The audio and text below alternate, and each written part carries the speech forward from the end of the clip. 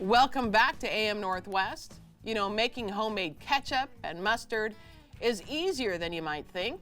And I know here to share the recipes coming from their upcoming cold canning cookbook, we welcome back co-authors of nearly 40 cookbooks, Bruce Weinstein and Mark Scarbrough. How you guys doing? Oh, Helen, hey, we're good. How are you? Good. Oh, look at you. You guys look good. I was going to say, Mark, you look awesome. Oh, thank you. I'm upright off You're my upright, broken yeah, leg. yeah. And So, I just realized we're both in flannel plaid. well, We, what says How husband? Portland. What says husband and husband more than matching outfits? Look at that. what says Portland more More than matching flannel. flannels? You got it. You got it. Okay, so I did not know, and I know this is very naive, that people actually made their own ketchup and their own mustard. But we can They do that if do. we They want. do. And, you know, Mark's going to start because he's going to go through a coarse grain mustard for you. Okay. And it really is so delicious when you make it yourself, and you can vary how you go. So the point is that once you start canning, and this easy way of canning where you put it in the refrigerator, you don't have to bottle it, no steam pressure, all small batches. You can blow it out from blueberry jam to mustard to ketchup. So we're gonna do mustard, and I'm gonna start Okay. just to build a simple mustard with brown mustard seeds and yellow mustard seeds. Brown tend to be a little spicier than the yellow. Okay. That's right. Gotcha. And then I'm gonna put in some malt vinegar, like on British fish and chips. Yeah. Right. Malt vinegar and some Worcestershire sauce. There's the Worcestershire? final- Yep, the final use for that bottle you've had for 5,000 years. There it is.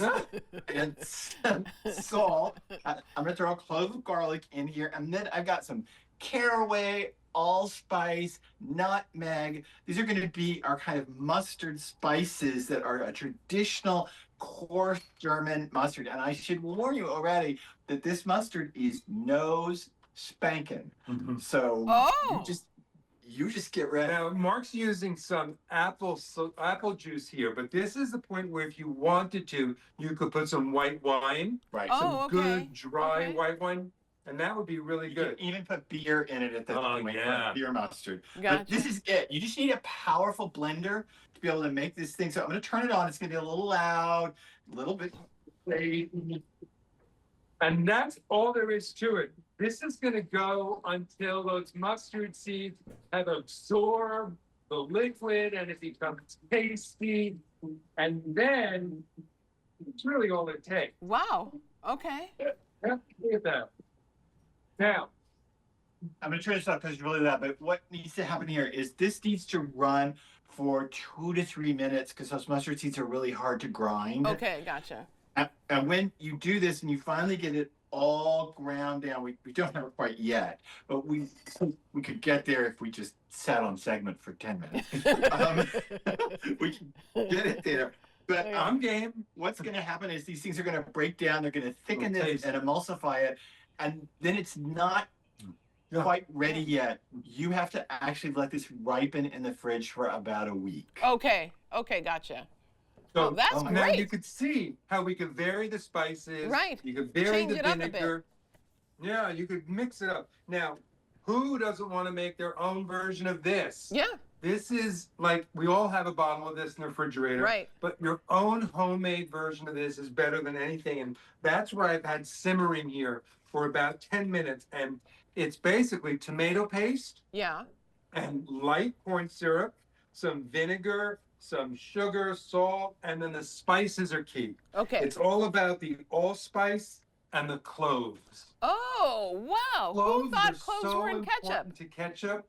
It's just the spice that you don't know is in there, but believe me, there's a lot of cloves in this. And once this simmers down, you take your jar, you pour it in. Look at that. Wow, that looks great too. And you don't need to process Okay, so it. I want to say about making your own ketchup. I know it seems really funky, but there's 2 secrets here. You start, as Bruce said, with tomato paste, Yeah. but you really up your game on your tomato paste. This is a really great tip if you want to up your game in your cooking in any direction. Take $10, $12 and buy a set of chicken broths or a set of tomato paste. and taste them all. You have to waste them. You can still use them in cooking, but taste them all, and you will find one that is to your palate. Right? You like the I flavor see. of, and it will so up your game. So get a good tomato paste. And the other thing is, over the years, ketchups have become increasingly sweet, and they've lost all those spicy flavors that are supposed to be in that sauce. Yeah. So by making your own, you're putting it all back. Yep. Yeah. Now, I And you thought, can though, adjust those flavors. go ahead, Bruce. Yeah, you can adjust the flavors. There's a local restaurant we love here, and the chef always makes a 5-spice, Chinese 5-spice ketchup to go with his French fries. Yeah. And you can do something like that so easily just by putting in some cinnamon and star anise and white pepper, and you end up with that Asian flavor. It's so easy. It is so Well, easy. I thought that ketchup had a lot of sugar in it, but it doesn't seem to. You don't, and that's the problem. Is modern ketchup production has, of course, has gotten sweeter and sweeter and sweeter over time, and all of those flavors, because ketchup is supposed to be this highly spiced tomato sauce, and all those flavors have diminished. This is the rule for life, isn't it? And all the good things have diminished, and everything's been covered up by too much sweet. And so by making it on your own, you can let the tomatoes carry the sweetness on their own. They're sweet. Tomatoes are sweet. Yeah. And you don't have to worry about botulism. You don't have to worry about that there's not enough sugar for its sake, because in our book, everything is designed to go right in the refrigerator. Right. Nothing gets processed to be put in the pantry and held to the end of the apocalypse. Yeah. So that's what you. Okay, let me ask you about the mustard, because when I think of mustard, I usually think of the yellow mustard. So is that a different version of what you have there? It is. What you'd have to do to make that creamy yellow mustard that like goes on hot dogs. Yeah. That smooth mustard. What you have to do is pre-soak the mustard seeds. And we do have recipes in cold canning where we pre-soak the mustard seeds, because here's the honest truth of the matter: mustard seeds don't move off store shelves very quickly. No, they don't. So people are not buying them so quickly, so they desiccate and dry out. So you need to kind of rehydrate them, and this is part of what's going on here. Is we need to keep this running long enough so that they grind up and rehydrate.